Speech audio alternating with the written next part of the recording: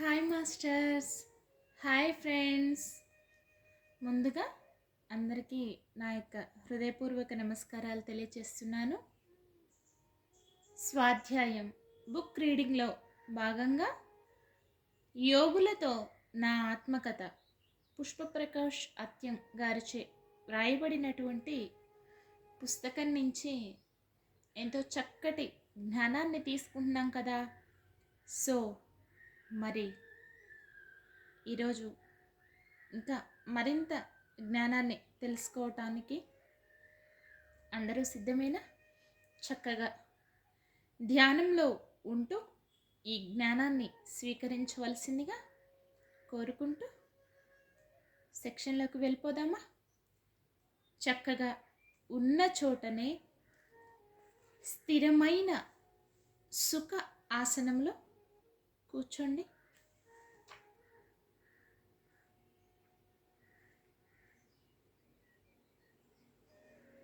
వేళ్ళల్లోకి వేళ్ళు పెట్టుకోండి.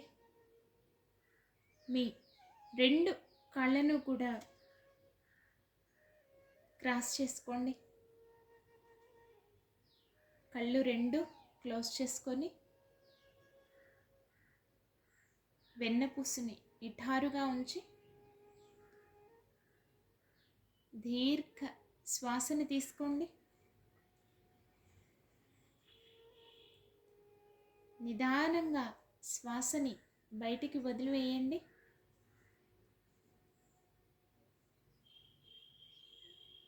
మరొక్కసారి దీర్ఘ శ్వాసని తీసుకోండి.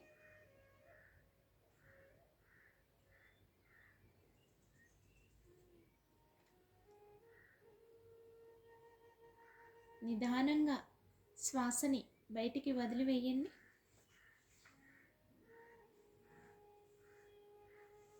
ఇంకొకసారి దీర్ఘ శ్వాసని తీసుకోండి. నిదానంగా శ్వాసని బయటికి వదిలివేయండి.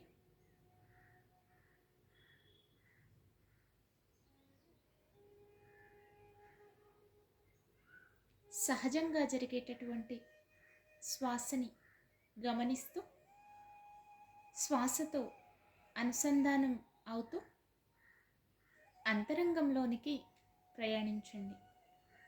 My dear masters and dear friends, ఎరుకతో శ్వాసతో అనుసంధానం, శ్వాసానుసంధానం.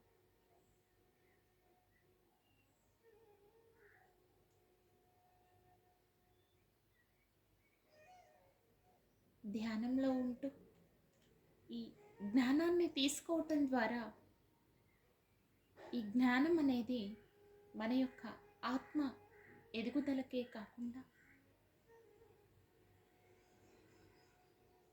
మనలో ఉన్నటువంటి ప్రతి అణువు పరమాణువులో కూడా ఈ జ్ఞానం అనేది నింపటం జరుగుతుంది.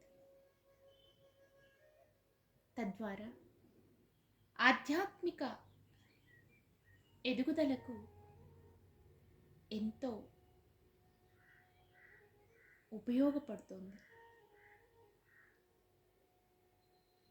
అందుకని మనం చక్కగా ప్రశాంతమైనటువంటి మనస్సుతో శ్వాసతో అనుసంధానం అవుతూ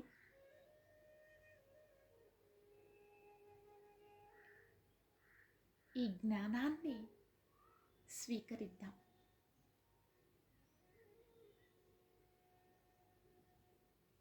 స్వాధ్యాయం ద్వారా మనలో ఉన్నటువంటి ఎన్నో ప్రశ్నలకు సమాధానం అనేది లభించటం జరుగుతుంది.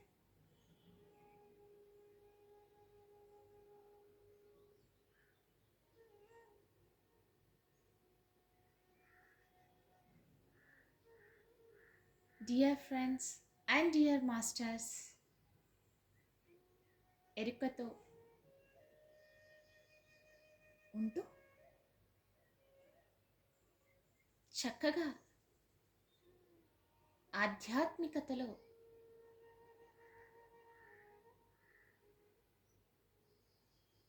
రోజు రోజుకి ఎంతో ఉన్నత శిఖరాల్ని చేరుకోవటానికి ప్రయత్నిద్దాం.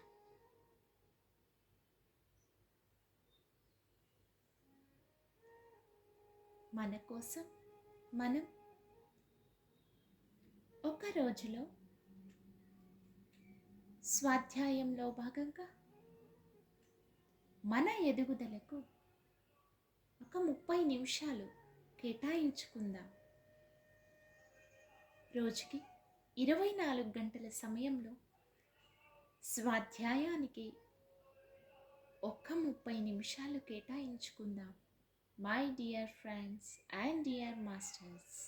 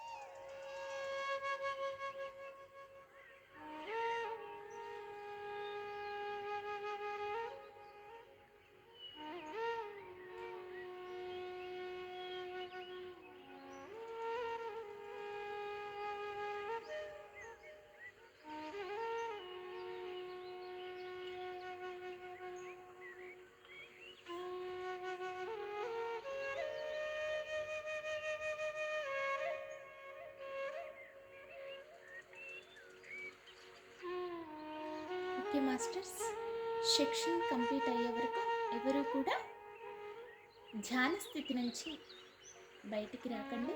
చక్కగా ధ్యానంలో ఉంటూ ఈ జ్ఞానాన్ని స్వీకరించవలసిందిగా కోరుకుంటూ మరి ఈరోజు సెక్షన్ మొదలు పెట్టబోతున్నాను. ఓకే,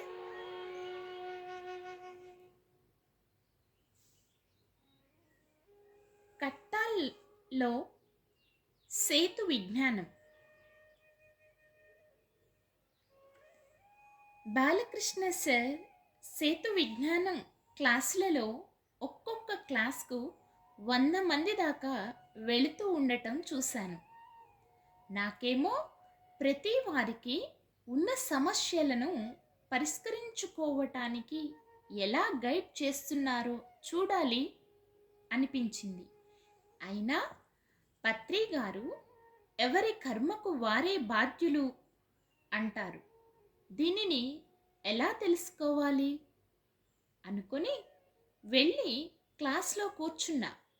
తరువాత అందరూ ధ్యానానికి కూర్చుంటూ ఉండగా దివ్యనేత్రం ద్వారా వారిపైన ఒక వల లాంటిది వచ్చి క్లాస్ను చుట్టివేయటం, లిటిల్ సోల్జర్స్ లా స్టార్స్ ఒక యూనిఫామ్ వేసుకొని అంతా సర్ది క్రమశిక్షణలో నిలబడటం చూశాను.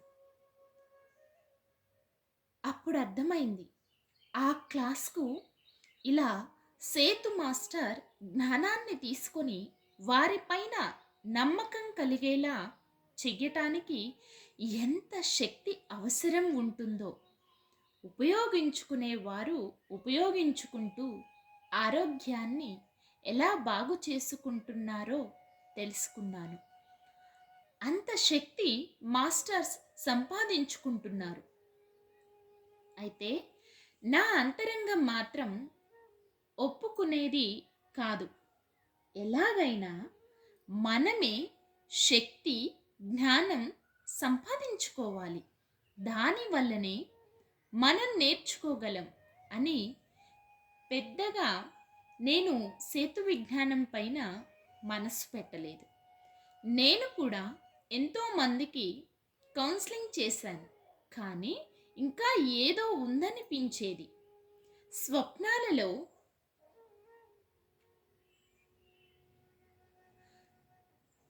మెదడు మన పూర్తి సామర్థ్యాన్ని వినియోగించుకుంటుంది. మల్టీ డైమెన్షన్ నుండి 3 డైమెన్షన్లకు భౌతిక సంఘటనలకు వెళ్ళగల శక్తి మెదడుకు ఉంది అని స్వప్నాలు తెలియచేస్తాయి. జాగృతావస్థలో బాహ్యంగా ఉన్న జీవితంలో ఏర్పరచుకున్న నమ్మకాల ద్వారా ఎదురయ్యే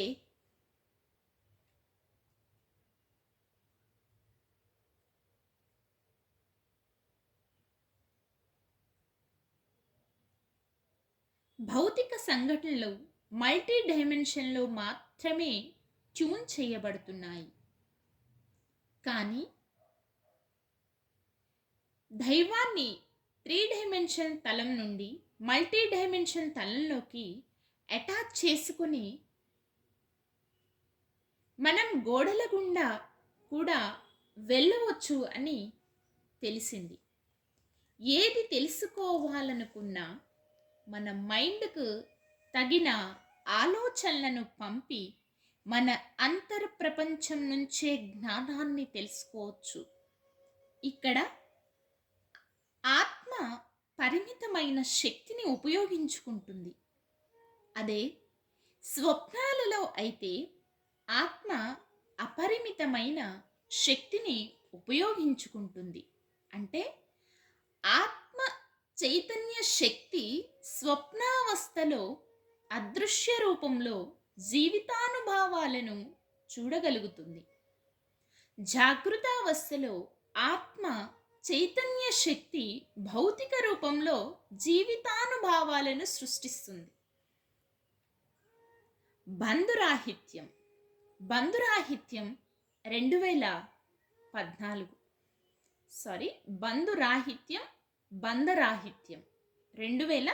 2014 నాకు ఆస్ట్రల్ ఆపరేషన్ జరిగి భౌతిక బంధాలను తీసి ఆత్మస్వరూప కాంతులు నాలో ప్రవేశించిన తరువాత బంధరాహిత్యం గురించి తెలుసుకోవాలి అనుకున్నాను. బంధరాహిత్యం అనే ఆలోచన కూడా బాధ పెడుతుంటుందని, బంధరాహిత్యం అంటే వేరే వారిపైన శ్రద్ధ లేకపోవటం కాదని తెలుసుకున్నాను. ఆత్మ ఎప్పుడు శ్రద్ధ తీసుకుని ఉన్నతమైన పరిధిలోనే ఆలోచించే గుణాన్ని ఇస్తుంది. ఎదుట పడకుండా పూర్ణాత్మ ద్వారా అంతా జరుగుతూ ఉంటుంది. పూర్తిగా ఎదిగే కొద్దీ మనలో దయాగుణం తగ్గుతున్నదేమోనని అనుకుంటాము. అలా కాదు. ఇతరుల బాధలు ఎలా తొలుగుతున్నాయో చూడటమే మన బాధ్యత. వారి విషయం పట్టించుకోకుండా ఉండటమే, నిన్ను నువ్వు తీర్చిదిద్దుకోవటమే వారికి ఇంకా ముఖ్యమైన సాయం అవుతుంది అని తెలుసుకున్నాను. వేరే వారిపైన దృష్టి పెట్టటం కూడా బంధమే అవుతుంది. ఈ ప్రకృతి ఎప్పటికప్పుడు మైమరిపించిన నేను ఉన్నాను అని నా వెన్ను నెమురుతూ ఉంటుంది పూర్ణాత్మ. బంధరాహిత్యం అనేది పూర్ణాత్మలకు సేవ చేస్తూ ఉంటుంది. బంధం లేకపోతే ఎవరినీ ప్రేమించలేం.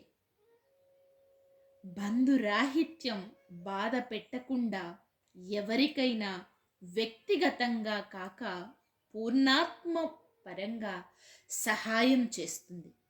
వేరే వారి అభిప్రాయాలకు అంటిపెట్టుకోకుండా పూర్ణాత్మ తనను తానుగానే తీర్చిదిద్దుకోవటం చూసి మురిసిపోతూ నేను పూర్ణాత్మకు దగ్గరయ్యాను, తను నన్ను ఇంకా ఇష్టపడేలా పని చెయ్యాలి అనే తపన ఎక్కువవుతూ ఎంతో స్వేచ్ఛ పొందాను. విశ్వం అంతా నేనే అని ప్రకృతి సహజంగా తెలిసిన, ఇతరుల జీవితాలకు బాధ్యత వహించవలసిన పని లేదని తెలిసి ప్రకృతి ఒడిలో ఆడుకుంటూ నాలో నేను నవ్వుకున్నాను. అందుకే గురువుగారు ఎలాంటి జీవితాన్ని ఎంచుకున్నారో, ఎంత మంచి చేసినా నిందలు తప్పవు. అంతేకాక ఈ మంచితనం వారికి అవమానకరం అని కూడా భావించే ఆత్మలున్నాయి. సహాయం, స్నేహం వదులుకోవాలని కూడా భావిస్తారు. కాబట్టి మన హృదయ పీఠిక పైన ఉన్న ఆత్మ ఆనందాన్ని పొందుతూ పూర్ణాత్మ జ్ఞానం ద్వారా బంధరాహిత్యం అంటే ఏమిటో తెలుసుకొని నా శరీరం పైన ఉన్న ఒక ఉల్లిపొర లాంటి చున్ని తీసివేసే ఉపాయం కూడా ఉంది. ఇతరులకు స్వేచ్ఛను ఇస్తే అంతకన్నా ఇంకా ఎక్కువ స్వేచ్ఛ పొందుతాము. ఎంత హాయి ఈ జీవితం, ఎంత మధురం మీ జ్ఞానం అని ఉయ్యాల జంపాల అంటూ సూక్ష్మ శరీరం ఊగుతూ వెళుతూ ఉంటే ఇప్పుడు అంతా కొత్తగా కనిపిస్తూ ఉంది. ఇది పూర్ణాత్మ బంధరాహిత్యం.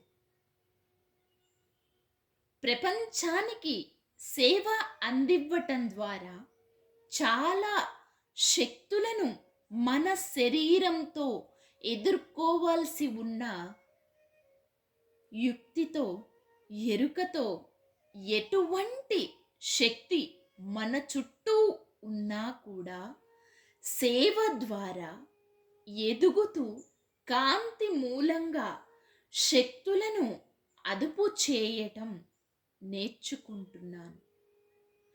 ఏకాంత స్థలంలో ఉంటున్నాను. సమాజంలో ఉండి అన్నీ నేర్చుకుంటున్నాను. ఉన్నతమైన ప్రకంపనలకు గురువులే గురుతు అని తలచి జ్ఞాన విస్తారమే శరణ్యం. నిజమైన పరివర్తన చెంది ప్రేమ అనే ఆశతో ఉంటూ నిశ్చలత్వాన్ని పొందుతున్నాను. మనిషిపై రూపం చూస్తే ఏమీ దొరకదు. ఆత్మను గుర్తిస్తే ఆ రూపంలో ఉన్న అన్నీ లభిస్తాయి. ఆత్మను శారీరక బంధంతో చూస్తే అజ్ఞానం. ఆత్మ శరీర బంధంలో ఉండి ఇంకొక ఆత్మను గుర్తిస్తే జ్ఞానం. ఆత్మ ఇంకొక ఆత్మను బంధం లేకుండా చూస్తే విజ్ఞానం.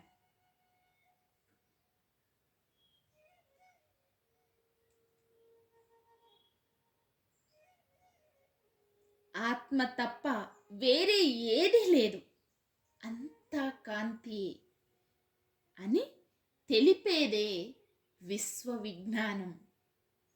ప్రేమ మనలో మాధుర్యం. ప్రేమ మనలో మధురం. ప్రేమ మనలో మధురం. మన చుట్టూ వేరే వారి శక్తిని గమనిస్తే వారికి ప్రేమను పంపుతూ ఉంటే ఆ సన్నివేశం చూడాలి. ఆత్మ పులకింతలో మునిగి తేలతామని అనుభవపూర్వకంగా తెలుసుకోవచ్చు.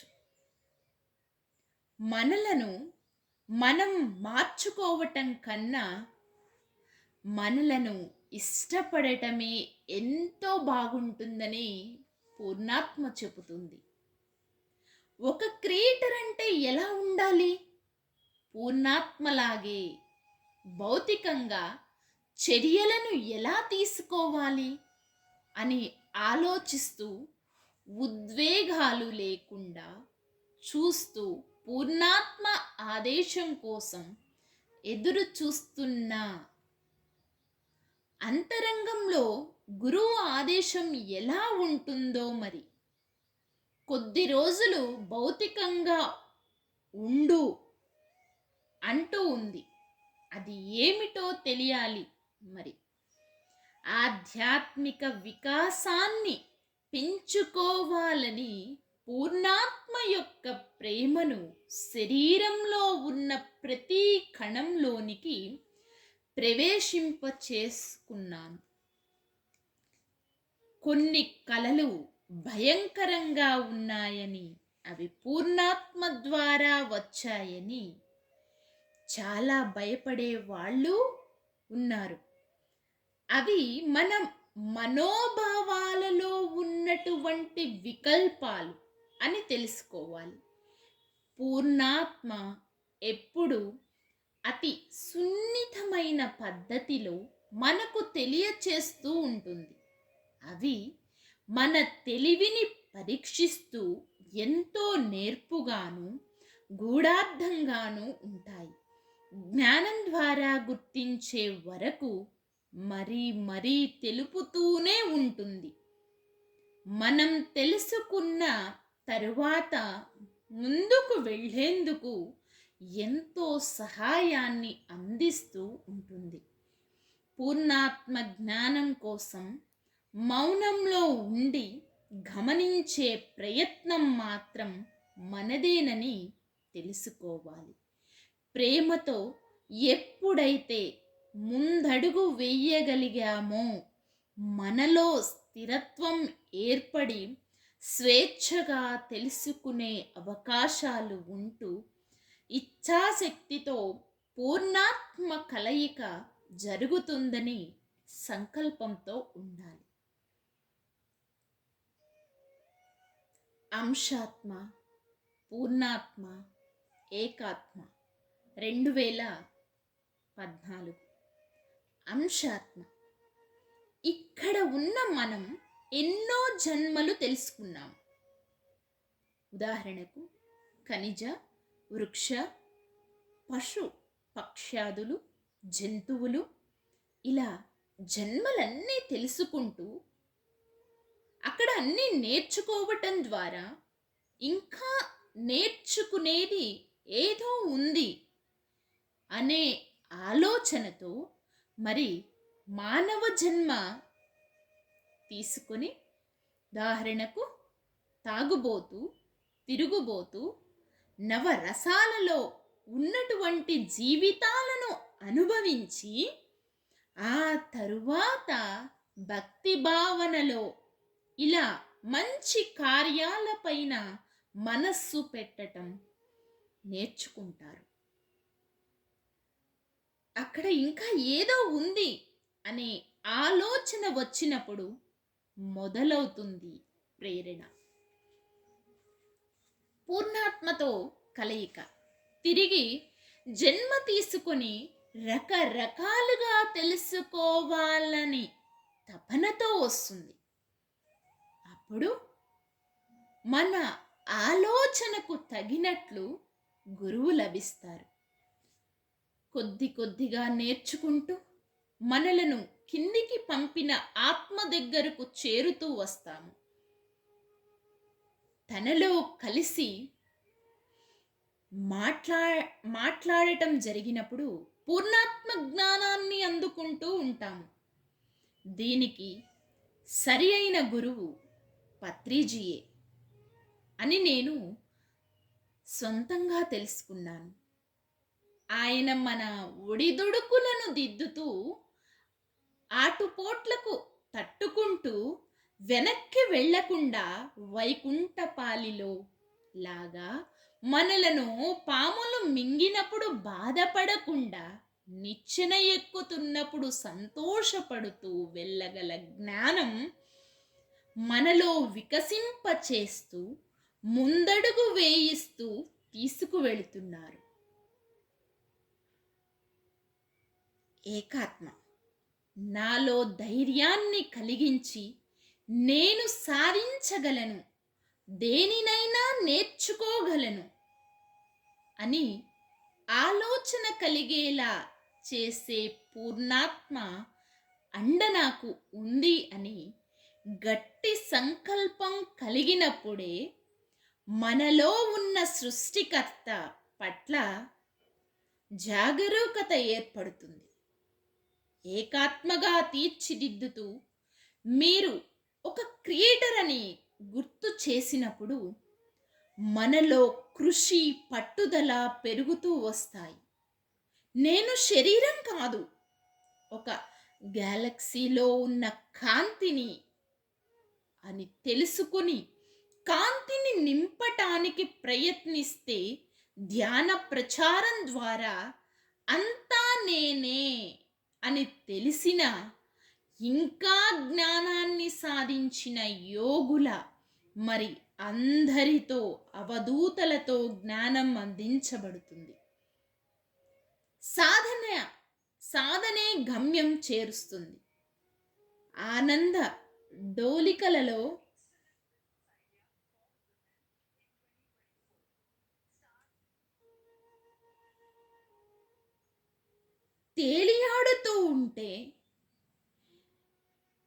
తేలియాడుతూ ఉండే ఎంజాయ్మెంట్ భౌతికంగానే ఉంటూ ఆనందించావంటే ఆస్ట్రాల్ లోకాలలో కూడా నీకు అదే లభిస్తుంది. అలా ఉండగలగటమే వర్తమానంలో ఉన్న గొప్పతనం.